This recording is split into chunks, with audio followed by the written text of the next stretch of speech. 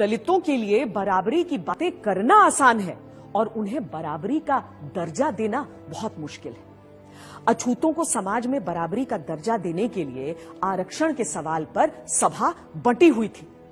ऐसे कई सदस्य थे जो ऐसा मानते थे कि अगर आरक्षण को लागू किया गया तो देश अगड़ों और पिछड़ों में बंट जाएगा। इसीलिए सार्वजनिक तौर पर भी और निजी तौर पर भी आंबेडकर को यह समझाने का प्रयास चल रहा था कि आप आरक्षण की मांग को छोड़ दीजिए। भीमराव, आपसे एक बात करनी थी। जी बोलिए। आपने तो देखा ही है सभा में कितने लोग सरकारी नौकरियों में आरक्षण का विरोध कर रहे हैं। अब अगर शेड्यूल कास्ट और शेड्यूल ट्राइब वालों को आरक्षण दिया गया तो आप तो जानते ही हैं फिर सिख, ईसाई, पारसी, मुसलमान कोई पीछे नहीं रह जाएगा। हाँ, मगर सिख, ईसाई, पारसी, मुसलमान या किसी और का मुकाबला अनुसूचित जनजातियों के साथ नहीं हो सकता। ये सारी जातियां पैसे वाली भी हैं और सोशली सिक्योर्ड भी। ठीक बात है, पर अगर एक बार आरक्षण का दरवाजा खुल गया तो देखिएगा सभी लोग अपना हक मांगेंगे और हिंदुओं के लिए सरकारी नौकरियों में जगह नहीं बचेगी, जबकि संख्या में वो सबसे ज्यादा है। आप चाहते क्या हैं? सिर्फ मैं ही नहीं, सरदार पटेल भी यही चाहते हैं कि हो सके तो संविधान में आरक्षण की बात ही हटा दी जाए। मेरे रहते संविधान से आरक्षण नहीं हटने वाला, चाहे आप कितना भी जोर लगा लें मुंशी जी। पर कोई रास्ता तो हो सकता है ना? हाँ, एक रास्ता है। मैं ही हट जाता हूं संविधान की ड्राफ्टिंग कमेटी से। अरे फिर आप लोग जैसा चाहें वैसा संविधान बना लीजिएगा। सुनिए भीमराव सुनिए तो।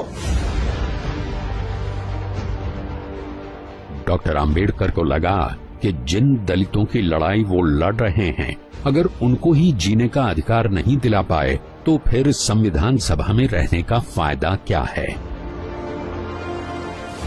आंबेडकर ने न सिर्फ संविधान बनाने के काम से खुद को अलग कर लिया, बल्कि ये भी इशारा कर दिया कि वो न सिर्फ ड्राफ्टिंग कमेटी बल्कि कानून मंत्री के पद से भी इस्तीफा दे देंगे।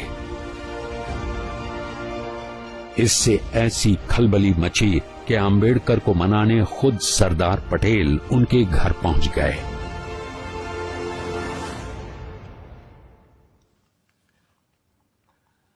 मुंशी जी की बातों से आप नाराज हो गए भीमराव? लेकिन वो तो आपकी बात लेकर आए थे मेरे पास, इसीलिए मैंने कहा कि मैं ही ड्राफ्टिंग कमेटी से हट जाता हूं। आप तो जानते हैं कांग्रेस क्या पूरे भारत में दूसरा और कोई है ही नहीं जो हमारे संविधान को आकार दे सके। खुद बापू भी यही कहा करते थे। लेकिन आप उनकी बात मानते कहां हैं पटेल जी? गांधी जी पिछड़ों को रिजर्वेशन देने की मेरी तजवीज से सहमत थे।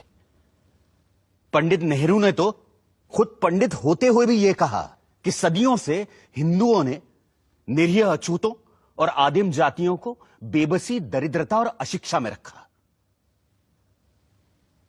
फिर अगर हमें उन्हें सबके साथ बराबर लाना है तो हमें उन्हें स्पेशल ट्रीटमेंट देना ही होगा।